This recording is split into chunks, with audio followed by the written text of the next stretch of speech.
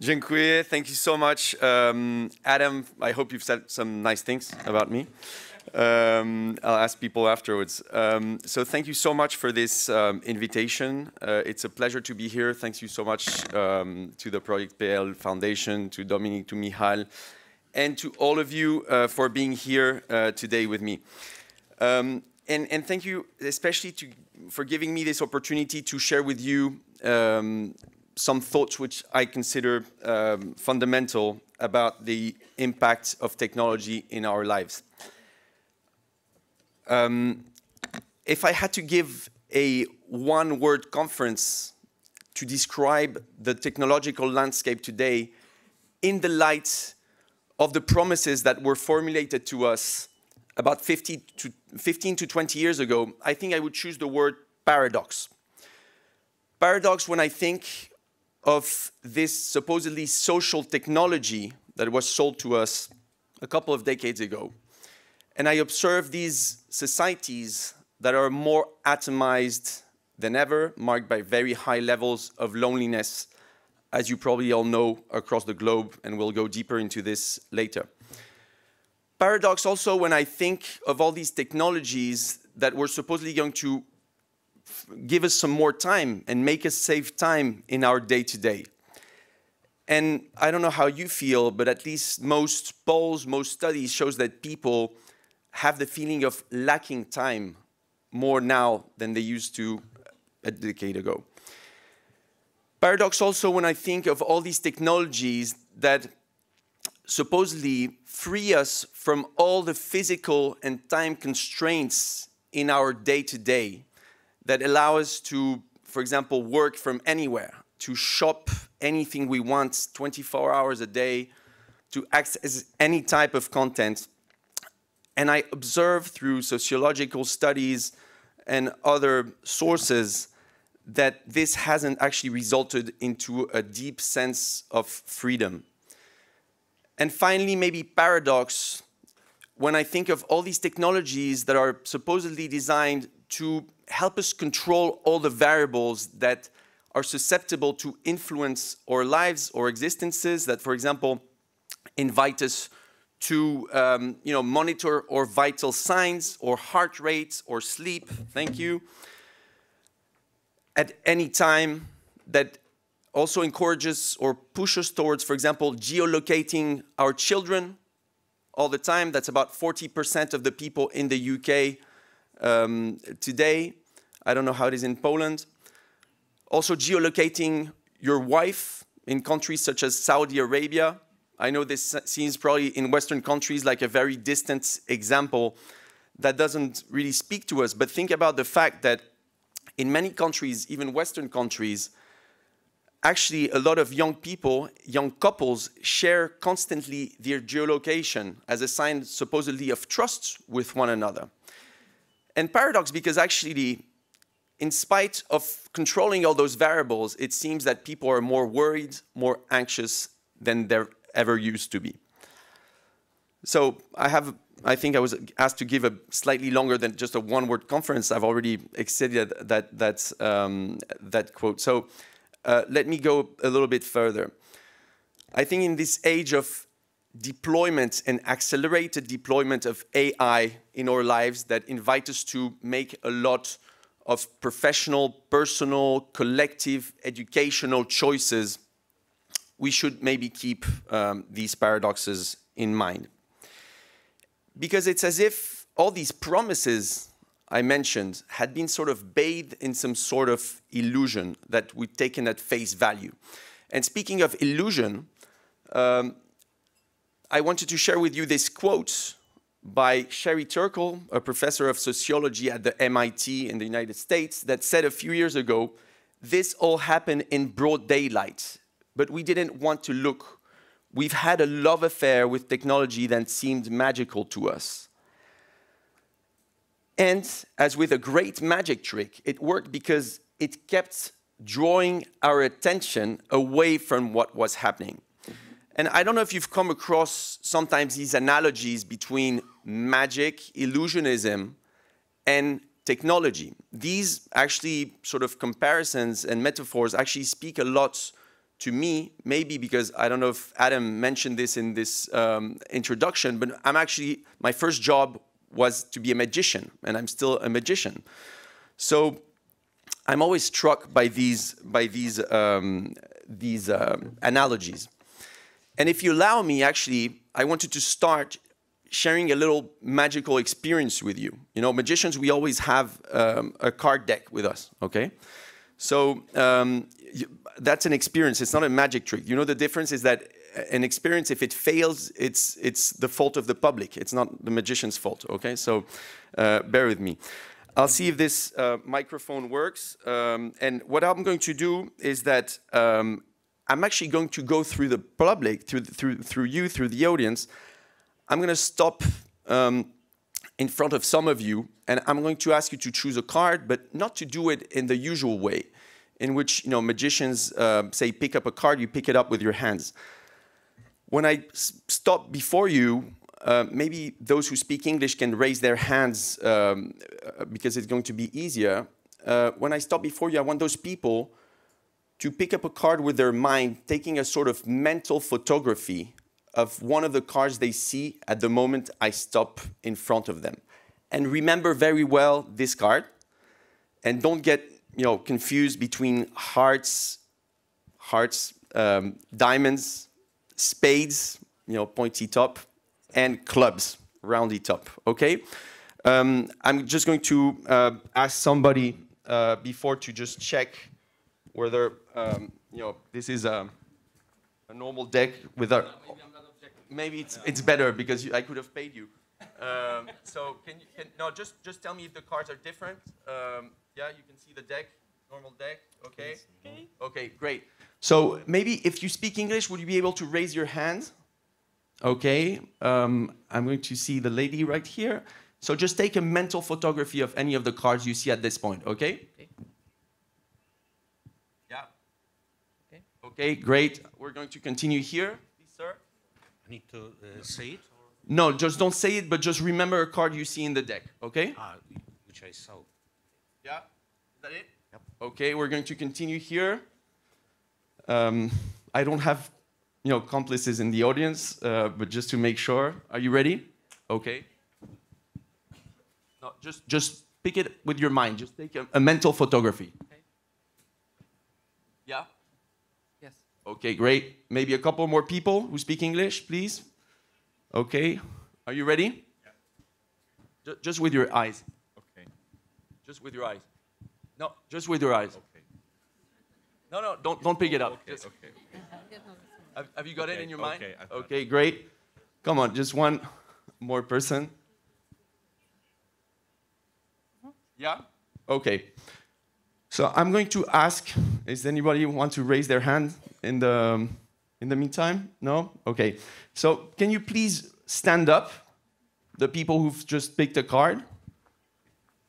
Okay.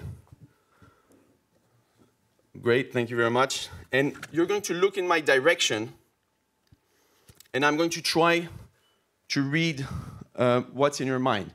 So we've got 5, 6 people. I see a 2 of spades, a 3 of clubs, a 7 of spades, an 8, sorry, it was a 3 of diamonds, an 8 of diamonds, a queen of hearts, and a jack of clubs. If you've heard your card, you can sit down. Okay, 80%. Thank you very much. So, ladies and gentlemen, I've taken control of most of you. And the reason I'm speaking of this is that I think magicians, you know, as does some part of the technology we have in our hands, play with a few resources.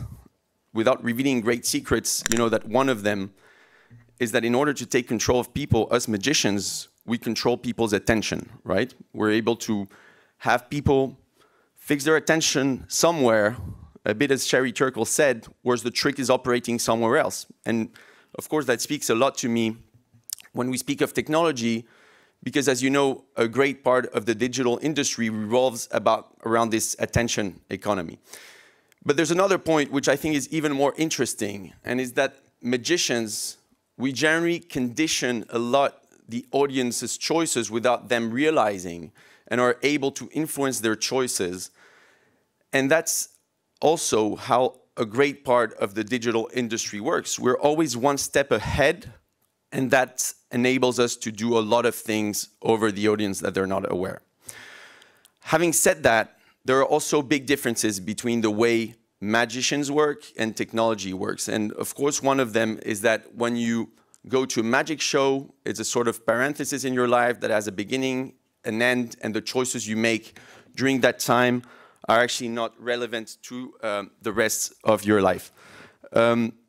Another important difference is that here you're facing a poor magician, which is very limited as an individual. Sometimes when you have technology in your hands, it's as if you were facing thousands and thousands of the most brilliant minds in Silicon Valley and other centers of digital production, backed by absolutely massive economic means and financial means, and also backed on the latest advancements in neurosciences, and that help us understand how the human brain works. So some of you at this stage, at this point, might think I'm technophobic, I'm against technology, that I'm sort of neo-Luddite, and I'm going to convince you that technology is bad overall. That's not the case at all. After being a magician, I became a tech entrepreneur. I think you can do great things and build models with tech that actually pass through some of the critical filters we should establish in general. But I do want to raise the alarm about, I would say, the dominant paradigm right now in the technological industry, in technological conception and deployment in the moment we actually live. And I think the reason why I want to raise this alarm is I think we're facing one of the biggest, if not the biggest, attack on human freedom, and we could even say on the human condition that's ever been perpetrated.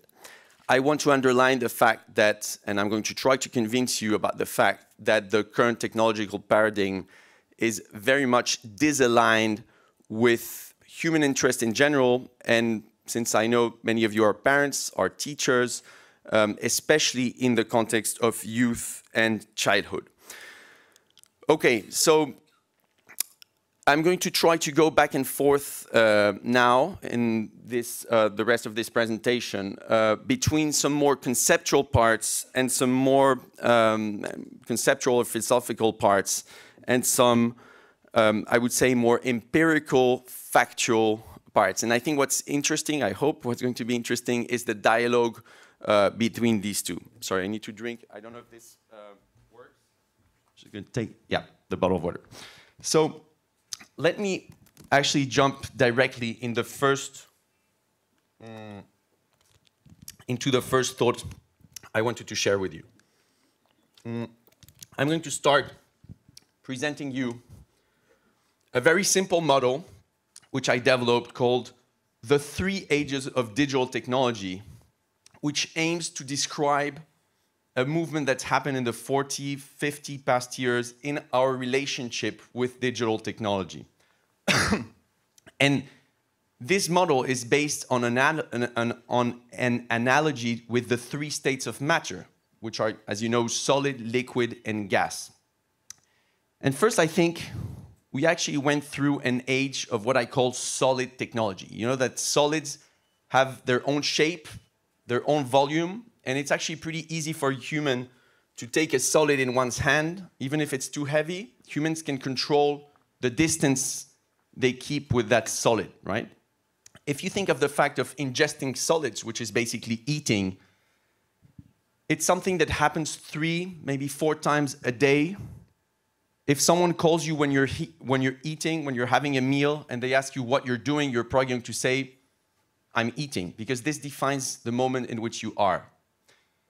And all these characteristics of our relationship with solids reminds me a lot of the type of relationship we had with technology when the, let's say, archetype of connected device or technological device we used was the personal computer. A computer that we would turn on when we had something in mind that we would do with it, turn off when that use had finished, and the time we spent with the computer pretty much defined the moment that we were spending. A bit in the same way, that happens when we eat. And around the year 2007, started a process of melting, we could say, of technology. And I think from 2007 to 2012, this process actually was carried out. If you think of liquids, they still have their own volume, but they don't have their own form. If I take a liquid and spread it around a table, for example, or on the floor, it's very hard for me to control where it's going to go. It's still possible to unbottle it or control it to some extent. I'm not drinking all the time, but still, I drink dozens of times a day, and I don't realize it doesn't really define the moment in which we are, right? And all this reminds me of the relationship we have with technology in the age of liquid technology, which is characterized by smartphones, which, according to the latest studies, we use between 150 to 250 times a day, although it's quite hard to define what a use is. Sometimes it's a sort of continuous use, but we can still, live and we can still live technically for a few minutes or hours without seeing the smartphone. The fact is that, for example, an American teenager today receives about 236 notifications a day, and each of them, it's a bit like these salty peanuts, they give you in bars so that you drink more, right? It actually takes you back, even if you don't want to your smartphone. And around the moment in which, so remember 2007 to 2012, let's say, is the process of melting of technology. And then more or less at the moment we're speaking, I think we're seeing how technology is starting to evaporate and is becoming more like gases. Gases don't have a volume, don't have a proper shape. They surround us all the time. Of course, the fact of breathing doesn't define the moment we're in because we breathe constantly. And this gas technology is increasingly being brought to us by objects that are so small that they can't be seen with a bare eye.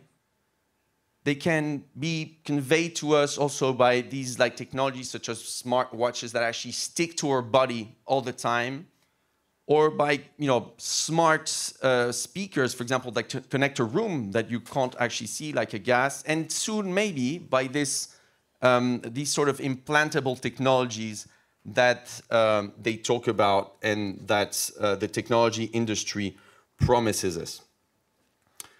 So this model basically aims at showing that progressively, by design, we've lost a lot of control on the relationship we as humans can keep with connection, can keep with technology. And maybe to finish this, I'm just going to propose another sort of metaphor to characterize this.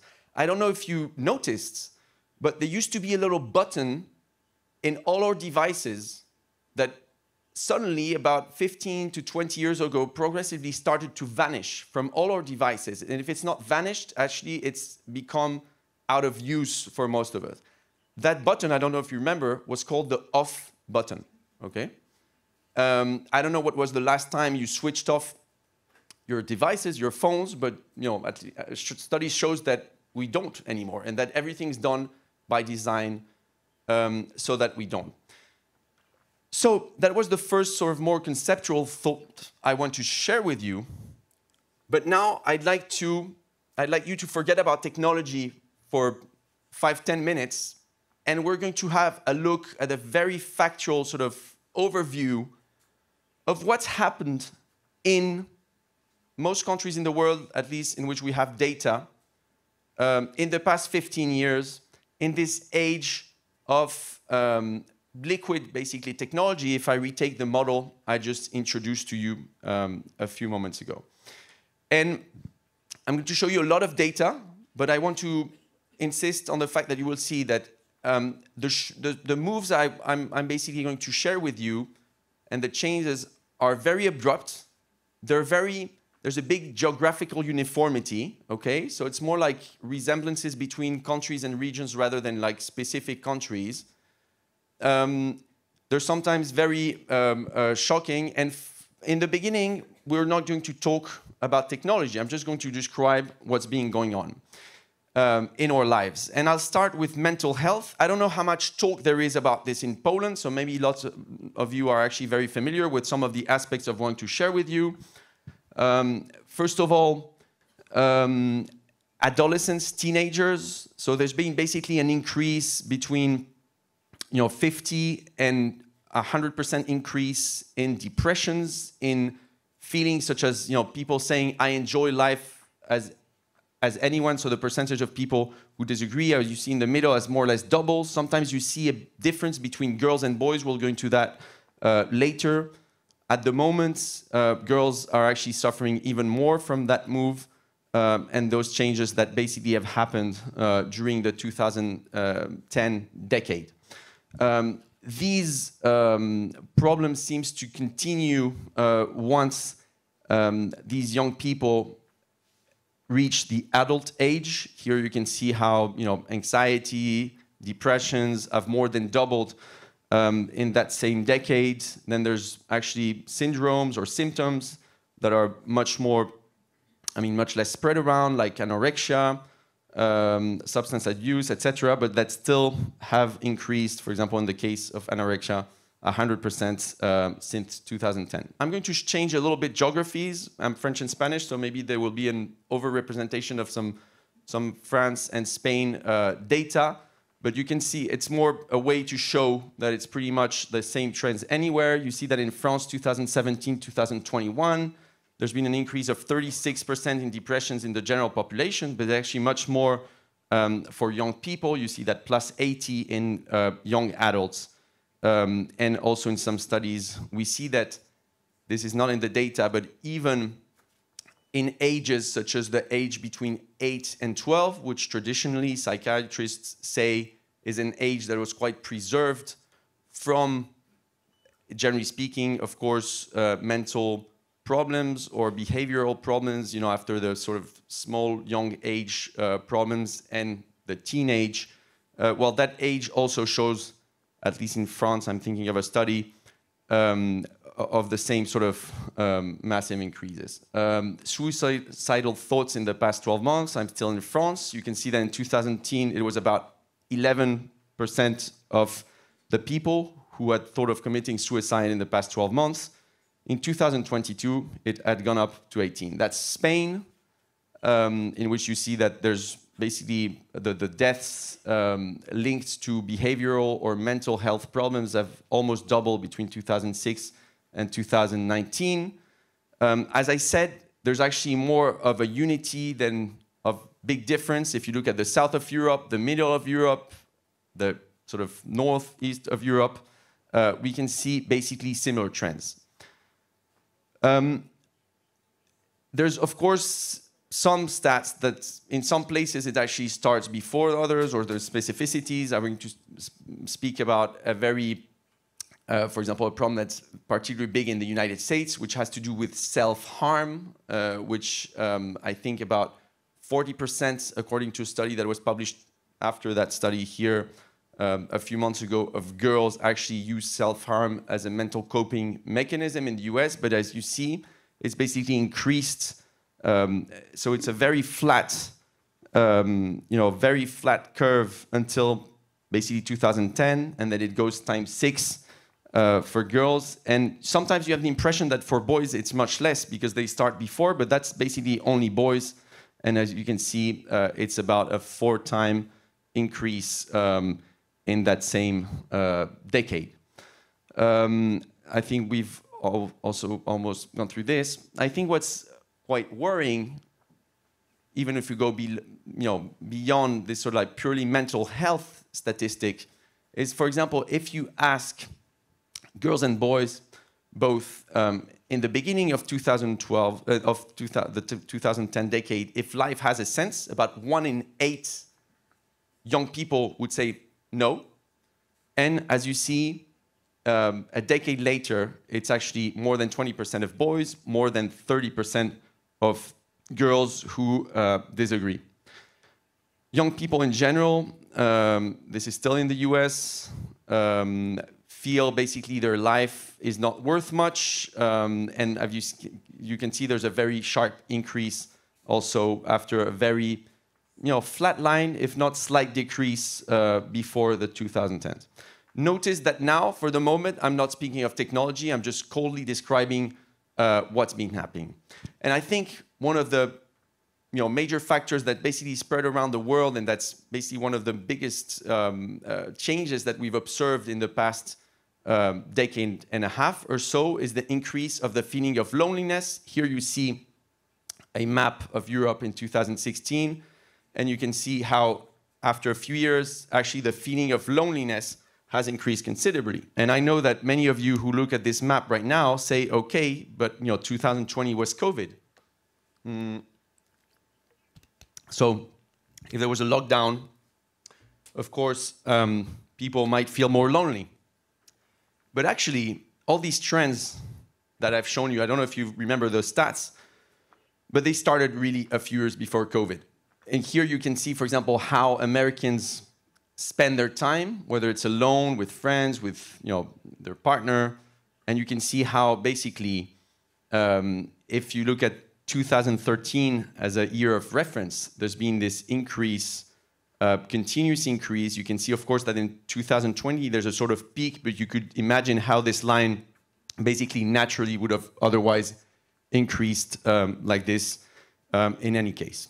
And actually, if you look even a bit before that, if you look at the beginning of what I called liquid technology, you could see that people, for example, in this case, teenagers already started feeling more lonely. From 2007, sharp increase in this feeling of loneliness.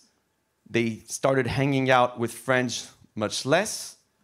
And today, 65% of American men, young American men, consider nobody knows them really well. This is France. Again, like the feeling of loneliness between 2018 and 2023, plus 38% increase, especially in young people. And I wanted to show you these statistics because normally, traditionally, in most countries, those feeling the most lonely were old people, okay? Basically widows, widowers, old people who are on their own. And now we see in many countries, this is an example of France, where it's actually the 18 to 24 years old who actually feel more lonely than any others, even than old people. So I'm going to continue showing coldly these massive behavioral changes and societal changes in general. I wanted to mention gender change requests. For example, that in the UK, between 2008 and 2018, increased, basically times 40, more or less, for girls. This is for girls under 18. In Catalonia, a region of Spain, in just 6 years, they basically multiplied by about 50. I'm just coldly describing this. And now I'm going to get to cognitive disorders, aptitudes, and habits to continue this sort of overlook. You can see that many types of cognitive and intellectual disorders, especially I'm going to point out here to the language and speaking disorders. Basically, if you take pretty much, and these are pre-COVID stats after COVID, and in general, this actually started increasing, but there's been basically just in those 7-8 years, an increase, a twofold increase basically in this language and speaking gaps in France. Also, a very important point, our attention capacity, that's worldwide. In 2004, a professional, that's not young students, or these are professional, was able to focus their attention on a work task for about 150 seconds. In 2012, this fell to 75 seconds. In 2021, this fell to 45 seconds. Other things we do in our day-to-day, reading, we see that the number of teenagers who never read in the US, sorry for the mistake here, this was not my latest presentation, there's some bits in French or Spanish here and there, sorry. The teenagers who never read have actually multiplied by 3 in just 40 years between 1985 and 2025, as you can see here. And without saying anything more, I don't know if you've noticed in those stats that I said, in my model, 2007, technology starts melting, so to speak. 2012, the end of the melting process. And you will see often how there's a really sharp line starting in 2012 for whichever stats we're looking at. Reading, I'm going to go fast through this, but this is to show you that in a very short period of just 2 years, 2022, 2024, there's a massive decline of reading in France. And that's after, I'm not saying this is a demonstration of anything yet, but that's when kids are young and they don't have a smartphone yet, they basically read as much as they used to. It happens that at 9 years and 9 months, which is the age on average people receive their phones in France, this is where it starts to decline. Access to pornography, again, French stats, 2023, 35% of boys aged 12 had actually seen some pornography already. Between 2027 and 2022, almost a 50% increase in under 18s. And the age of the first access, that's only in the Paris region, a different study. 2017 used to be 14 years old, quite young already. 2022, 10 years old. It's always shocking to put these, especially for parents, because that's a subject it's hard to really face and talk about. I'll finish just because I've mostly talked about things that happen in our minds, in our heads, in our habits, but some also big physical consequences, a huge, I'll go fast through this, but basically a huge change in our physical habits. On the one hand, a decline in cardiovascular capacities. Kids in France, bizarrely, they actually run 1 kilometer per hour less fast today than they used to about 35 years ago. I'm still not saying what this is due to, but I'll finish this physical overview with sleep. As you've seen, pre-COVID, sleep starts to decline. In France, in just 4 years, people have actually lost 34 minutes of sleep on weekends, just between 2019 and 2023. So what do we do with this time, actually, in which we don't sleep, we don't read, we don't run? What do we do? Well, I'm sorry, because there's not been many Polish stats so far, and there won't be a lot, but this is a map in which Poland is included, as you see here. This is for teenagers per country. As you've seen, there's some differences here and there, but you see that, for example, Polish teenagers spend about 11.5% of their awakened time using social networks, which is basically 114 minutes per day. And actually, the difference between countries that you see, the key factor that explains them, rather than cultural facts, is more demography, right? In places in which, for example, like Japan, in which you see that it's just 5%, but it's a very old population, and old people spend, in this case, generally less time on social media. Video screen time, French people, for example, between 15 and 24, through a latest study, they spend 520 minutes per day just basically watching videos. But to this, before the stats in which Poland was included, it was just social media. That's just videos. So to this, you would actually have to add social media that are not just videos. You'd have to have messaging, video games, EdTech, educational technologies used at school, and other types of app. Okay, so now I forgot, about tech for a little bit. This was just a cold description of what's been happening. Now, what could be the relationship with technology? Well, it's been a few years to start with that we know there's a correlation in different ways between, for example, how much people use technology, especially young people, and, for example, the probability that they're going to be suffer from depression, okay?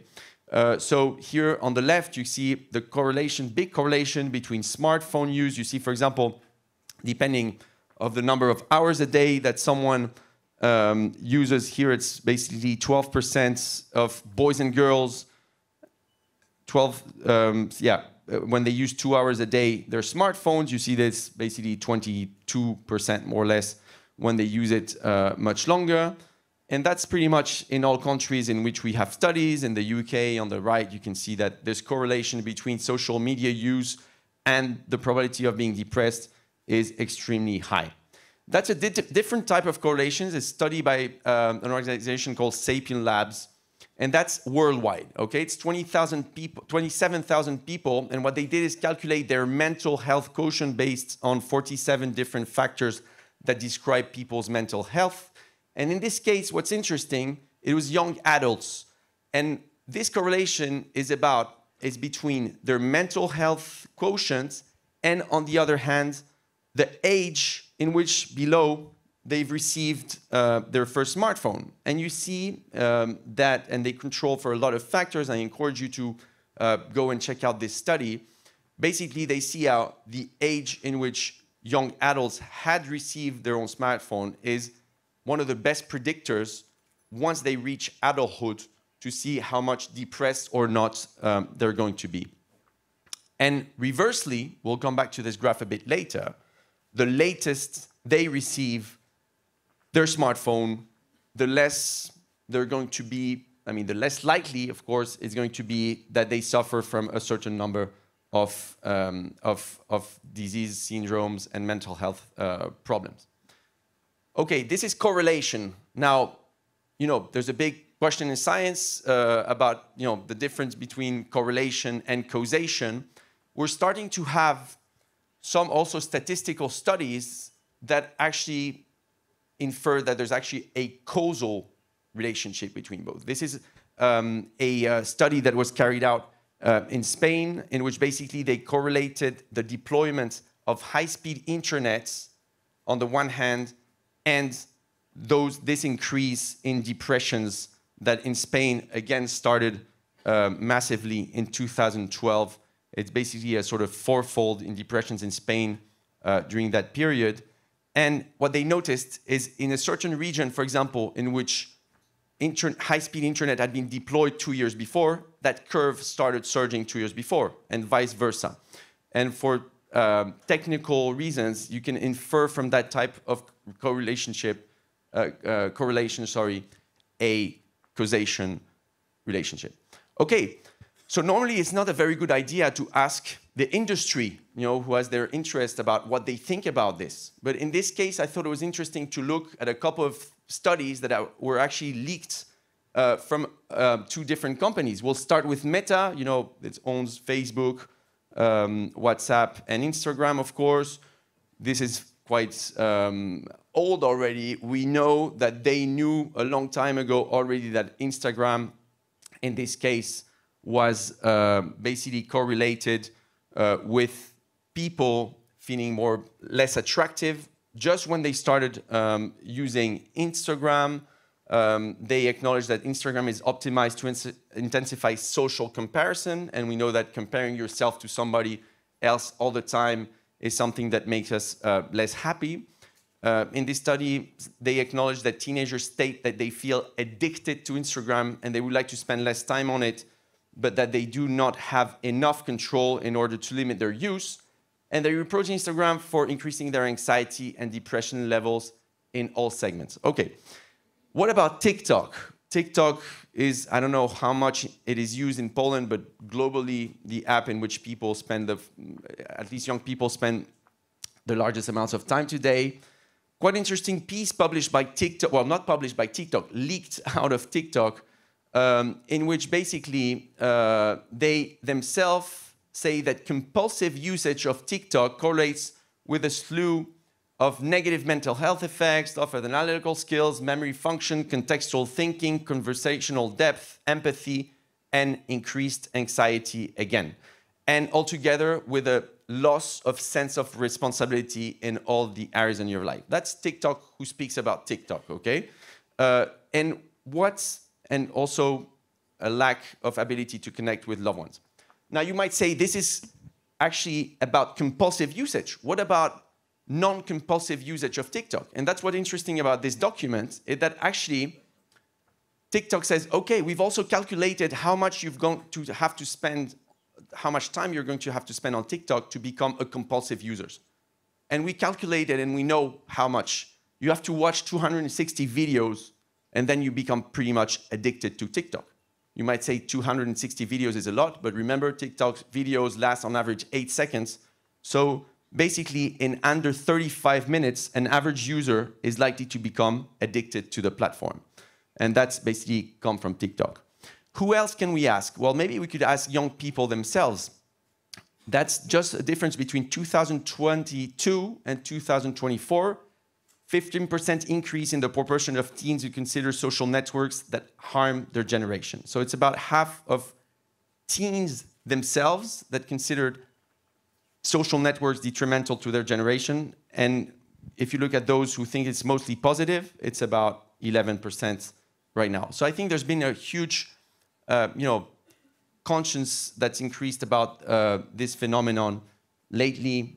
This is a study published a couple of weeks ago in which basically shows that 47% of young people in the UK would prefer to be young in a world without the internet.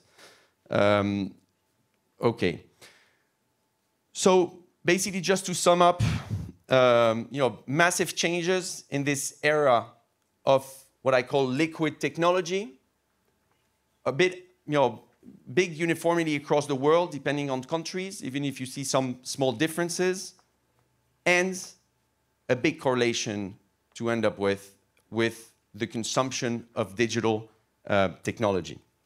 Now, I'll go to a more sort of conceptual part again now, and I'm going to show you how there's something, we could say total, or maybe we could even say totalitarian in the way tech offers solutions that are more and more all-englobing in our life. And what I mean here is that technology has the ambition, or the ideology behind a lot of technological developments today, sell us the idea that technology has a solution to all our questions, or to all our problems, and that any type of problem, whether it's personal, professional, practical, but also environmental, political, moral, actually demands a technical solution. And that technology, so to speak, in that sense, is almighty, and that we should trust her. And I think the first phenomenon this has resulted into is a delegation of a lot of the things we would used to do on our own and in an autonomous way, and that have been outsourced to machines. I'm speaking here of these cognitive skills, such as memory, such as the sense of directions. For example, we started about 15 to 20 years ago relying more on GPSs to basically have some sort of sense of direction and know where we're going. Memory, I don't know what was the last time you guys in general made the effort to remember a phone number on your own with your own memory, but actually studies show that about 20 years ago, we knew a few dozens by heart, and that it's been a few years now that more than 50% don't know the number, the telephone number of their partner, of their wife or husband or partner. So big outsourcing of our cognitive skills, and you know that there's actually a principle in neurology called use it or lose it. When we start not using a certain function, it generally atrophies, and it's actually harder and harder for us to use it again, and we become more dependent on this case, technology. There's this entrepreneur called Doug Tompkins, who was a great friend of Steve Jobs, and who reproached Steve Jobs when the iPhone was released. He said, "You've created a great de-skilling device, an unlearning machine, so to speak." And if we look at the data of the past few years, sorry, this was translated in my latest version, but you'll see some bits in French. It's true that there was this phenomenon called the Flynn's effect. I don't know if you've heard of it. It's James Flynn, a psychologist, that found out that IQ, intellectual quotient, actually was rising decade after decade since we had data in the 20th century. And according to a very big meta-analysis of different studies, we see that how basically from 1950 to 1975, there was on average an increase in 2.4 points in IQ per decade. But it's true that since then, IQ has actually decreased by almost 2 points per decade. So there's been a sort of inversion of this IQ increase that we see that we saw. If you look again at, I'm going to go back here, at school performance in the age of liquid technology, and I'm not saying by just saying that I'm establishing a causal relationship, but if you look at OECD data, the PISA studies, it's true that this fall in IQ seems to be confirmed in at least what we see in school results and capacity, whether it's in math, reading, science. We see this really sharp decrease in the 2010s. But this seems to be the case also for adults. These are like OECD, US, New Zealand, Netherlands. In this case, the share of adults with only basic numeracy or literacy proficiency. And you see how, again, in the latest version of this presentation, I'd actually introduce you some lines to show you about how much 2012 was a huge rupture in almost all these statistics I'm showing you. And if you look at both teenagers and adults, basically the 2010s have been marked by this really like increased difficulty in processing information and completing these basic tasks. Oh, here we go. Some lines in 2012.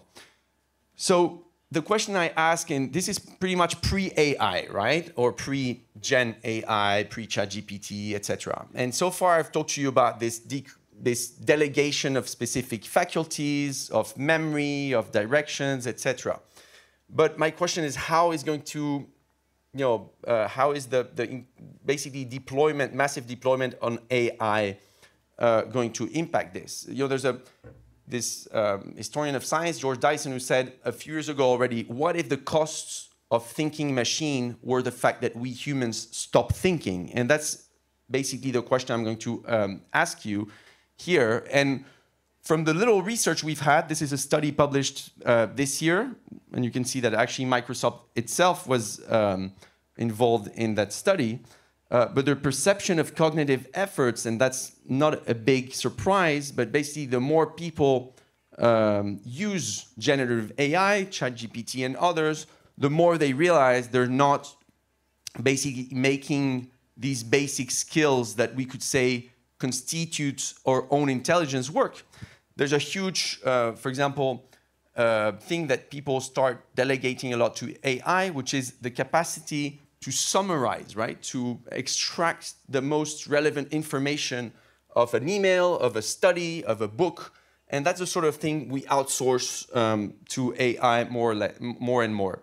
So the more we use AI, we're starting to see, not only from personal experience, even if it seems quite obvious, but also from studies that we stop using those functions.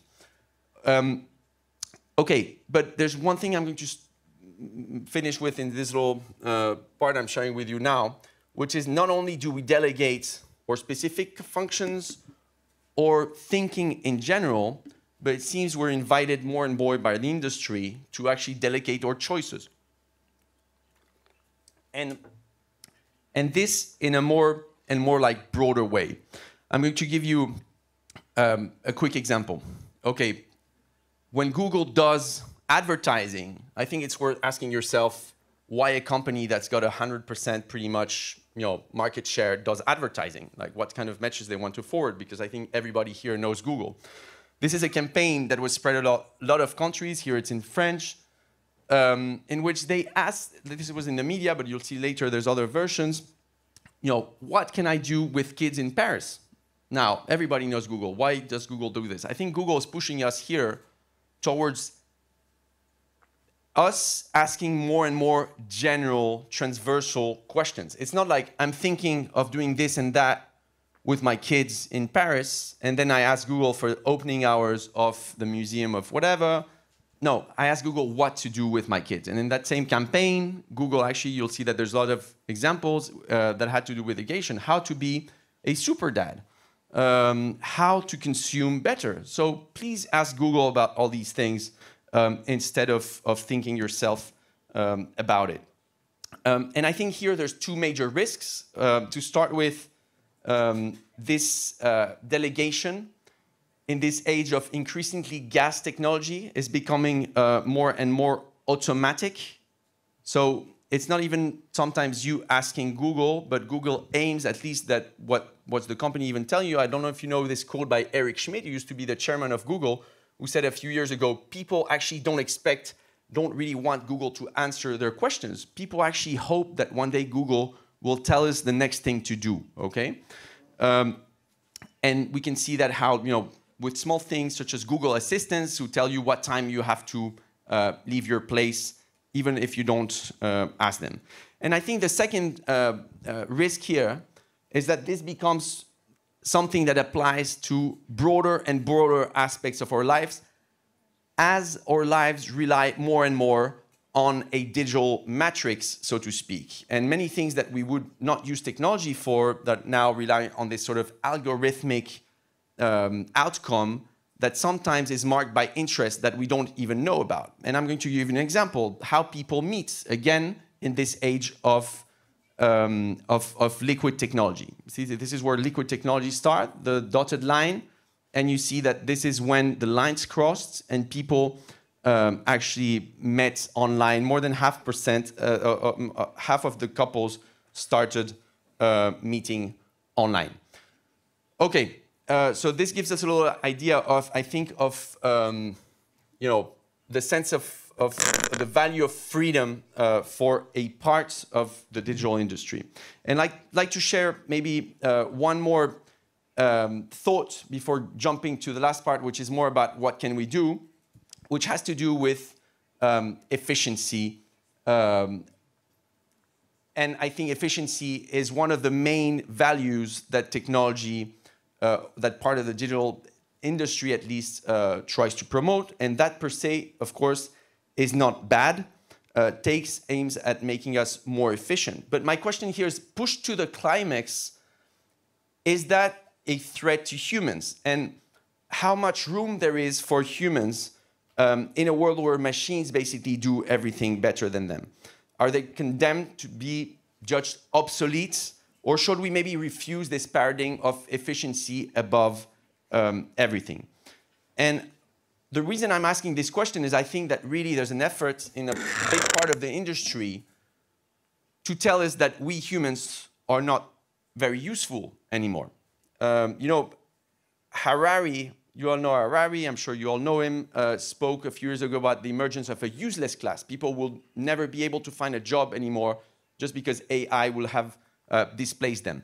But the question I ask here is more, okay, that's interesting because the job market and the economy in general, the labor market is very important. But what about other domains than just work? What if someone told me, here I've got a robot or an AI that's going to educate your kids better than you can? If I just rely on this efficiency principle, does that mean that for the love of my children, I have to step back? And I don't know if this means I have to finish. Do I have to step back and just accept that, you know, because efficiency is worth more than anything, I should actually give technology its role? Does it mean I have to give up my place as a human every time a machine will be more efficient than I am in all domains? I think that when you think about efficiency, a lot of it has to do with an optimizing process, right? It has to do with erasing imperfections.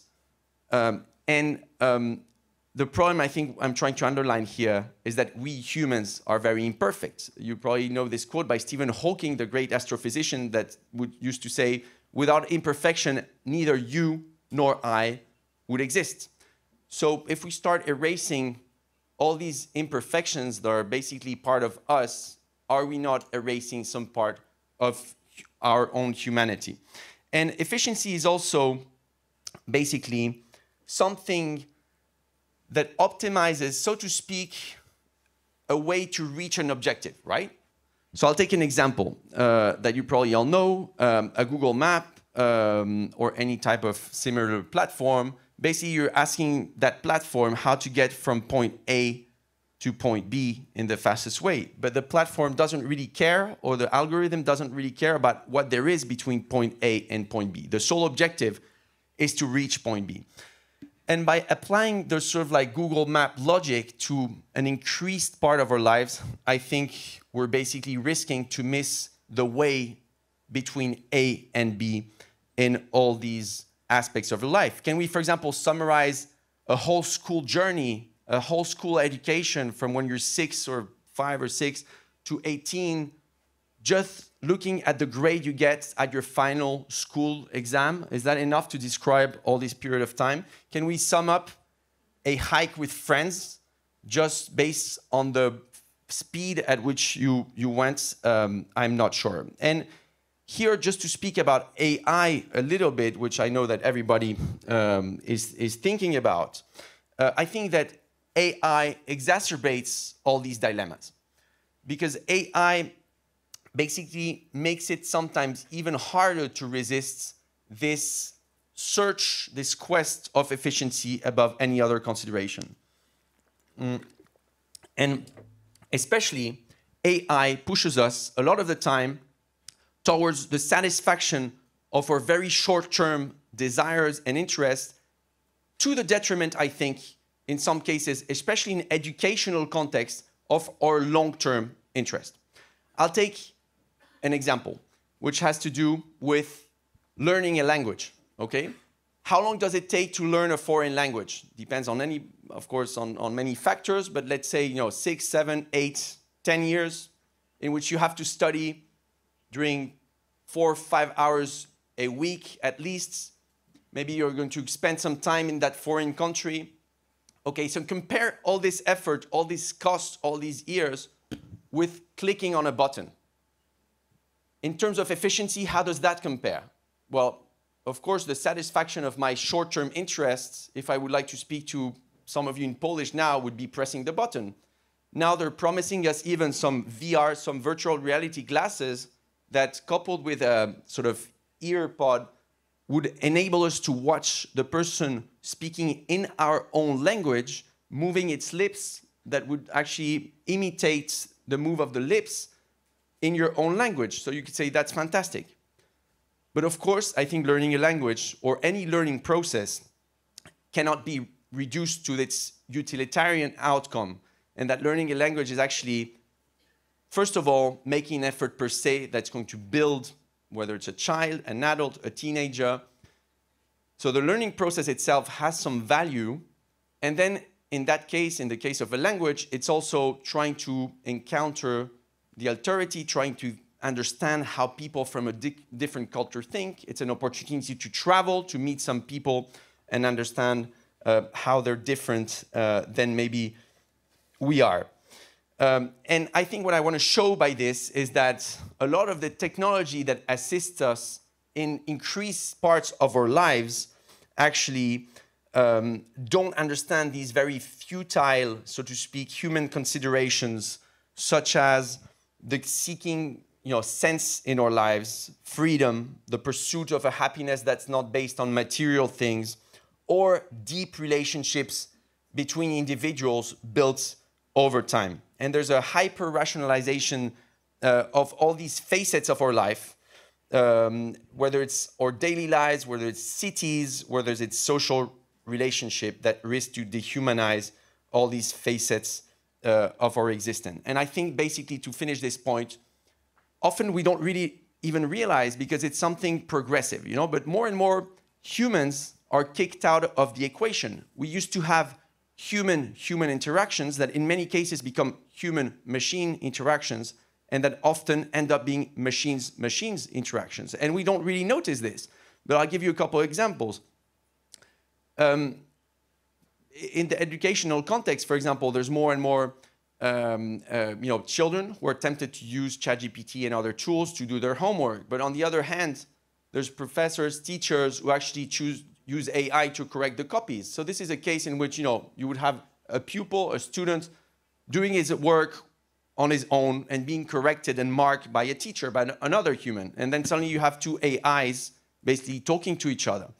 When you do a CV, now we know that a lot of letter of motivation letters and CVs are made by AI, and then they're treated by HR departments who actually use other AI tools to analyze them. So another example in which actually it's machines more and more talking to each other.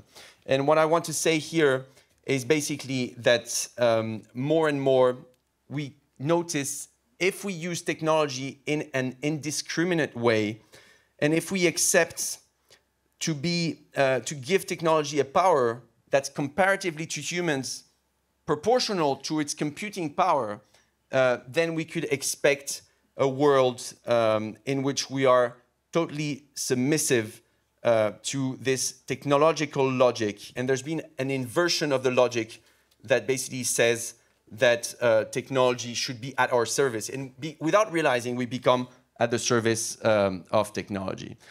These were other examples about my AI and other chats in which, for example, students or teenagers interact with AI. Okay, I'll just finish. I'll try to be quick to finish.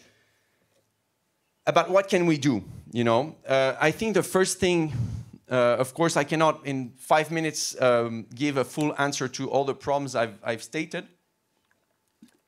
But I think that the first thing is to become aware that there's a huge asymmetry between these platforms and devices that we have in our hands or that surround us and ourselves. And that even if we don't realize, we are much more vulnerable than we think against or like in front of these technologies that are increasingly designed to exploit our vulnerabilities a bit in the same way magicians do, as I told you in the beginning. And I'd like to ask you, do you remember the off button I told you about, that had vanished? Well, I think basically one of the keys is that we should reinvent the off button. That's the program I will try to summarize with you today, and I'll give you some references so that you can go a bit further. I think we have to reintroduce an off button in our lives. I could say that this can be done, has to be done. Of course, this is a metaphor, although I think we should also reinvent the proper off button. We should establish barriers between technologies and us. I'm not saying barriers that are unsurmountable, that cannot be crossed, but barriers that actually put us in a more intentional relationship with technology. I'm thinking of physical barriers, for example, that our smartphone doesn't penetrate everywhere inside our homes. I'm thinking of time barriers, not just limiting time, but also situations in which we're going to be using our phones. And a perfect example is meals, whether you have meals with your children or even just with another person, a friend. I think it's very important that these moments should be basically smartphone free. But there's also, I would say, limits and barriers by types of use. Not all technology is the same. The other day I was with, wait, let me see here if I can go. No, I think I missed okay. So I was with, no, this is my old presentation. So all screens are not the same, basically.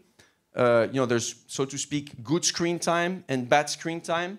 I think, for example, that what's very, very damaging right now is the fact that we basically use screens to watch these very short videos that fragment our attention, but actually, watching a long movie about humans that tell a story based on moral values, that you watch it with, that kids watch them basically with someone a parent or someone they feel close to that then they can interact about, I think can be a very positive thing because it doesn't fragment your attention.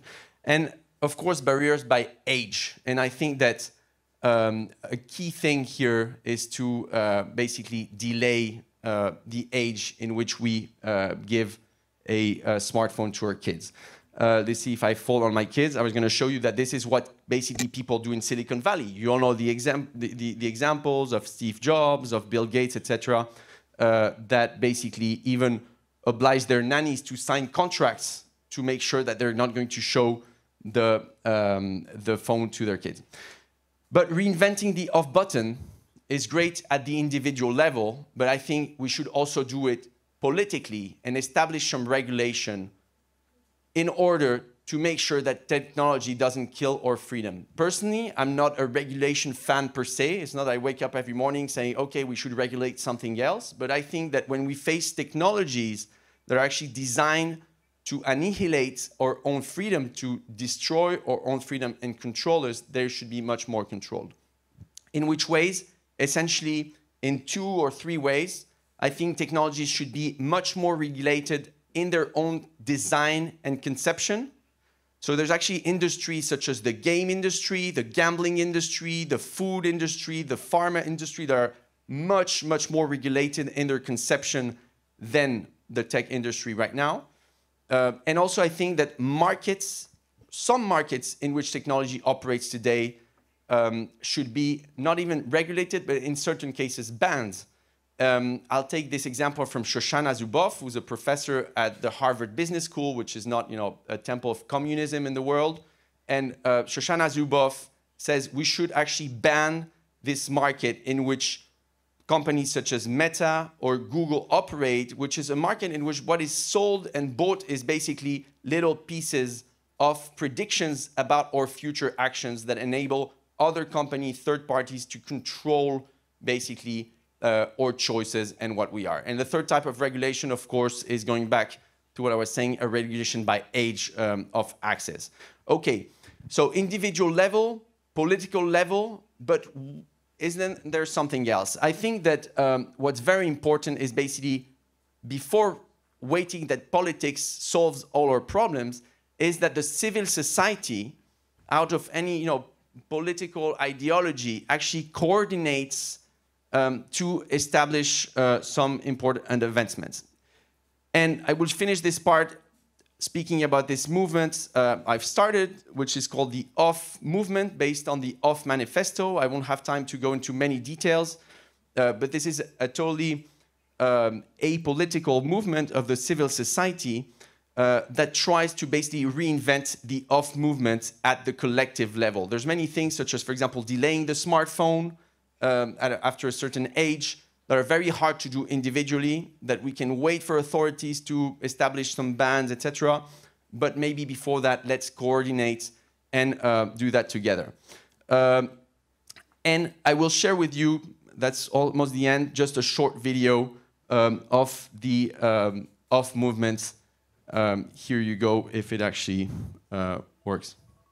So these are 4 minutes. Can we have more volume? Great.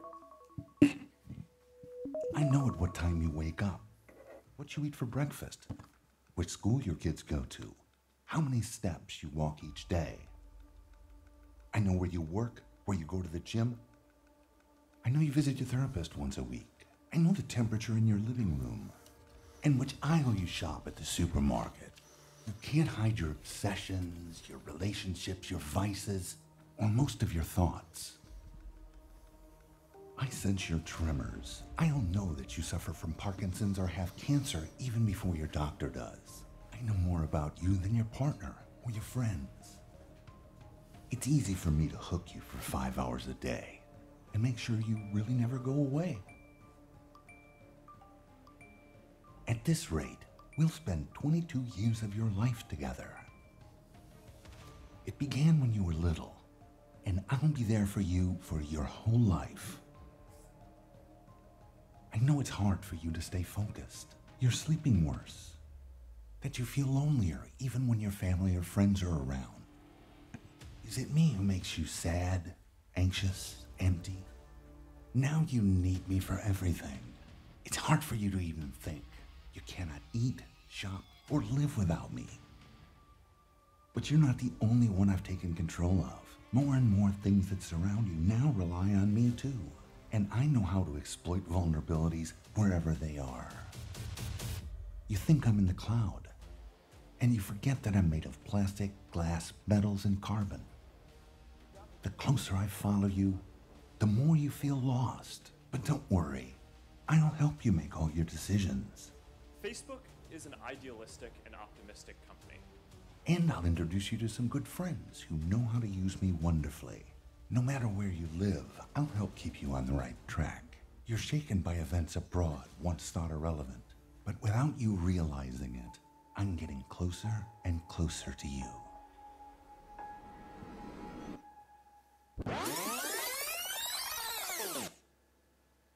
You may have started feeling these effects, but did you know they're all the result of the freedom you've given me?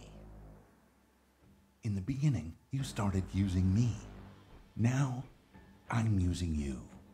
How far will you let me go to extend my control? It might be more comfortable to close your eyes for now, just like you did before, until it's too late to take action. I can give you a few hints about what'll happen if you don't set any limits on me. Does humanity know what it's doing? No. I can do a lot more for you. Or are you ready to take all these signals seriously and retake control? If you just stick to a few good intentions, I doubt you'll be successful. En reprenant aussi le contrôle de nos écrans. I'm afraid you'll have to work a bit harder. Throughout the history of humanity, a huge part of progress has come from welcoming innovation. But now, in the name of progress, we must learn when to say no. Technological development cannot be pursued at the cost of humanity. It's not too late. Let's regain control over digital technology.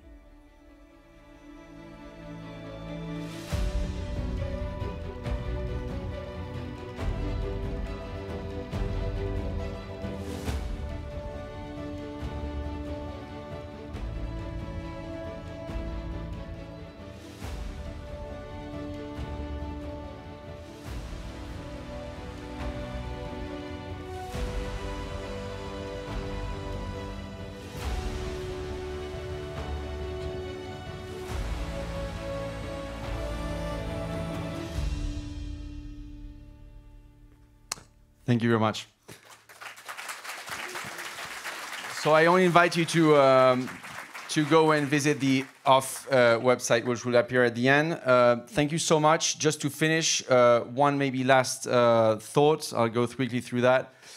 To conclude, I don't know if any of you have watched this documentary by Dan Buettner about the blue zones, about the places in the world in which people live longer and better. Okay, they reach 100 years, but they're in good shape and they feel happy and satisfied. And I think what's very interesting about this documentary is that it points out to common factors that these places share, whether in Japan, in Sicily, or in the US.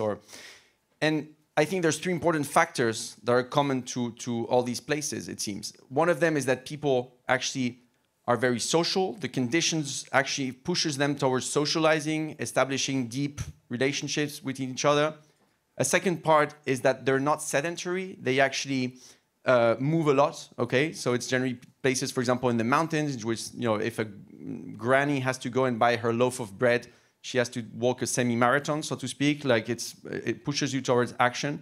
And thirdly, these old people have a sense of purpose in their life, what they call ikigai in Japanese, okay? And I think so these three factors, I think, speak a lot in the context we're actually tackling today. Because if we rely fully on a technology that's going to make us less social or have more superficial relationships, feel less of a sense of purpose, because basically technology can do anything for us without us moving, and then we're in a technology that basically will push us towards some sort of cognitive sedentarity, then I think we can expect to have less satisfied life and less happy lives altogether. So ladies and gentlemen, let's regain control on digital technologies. Thank you very much. Thank you.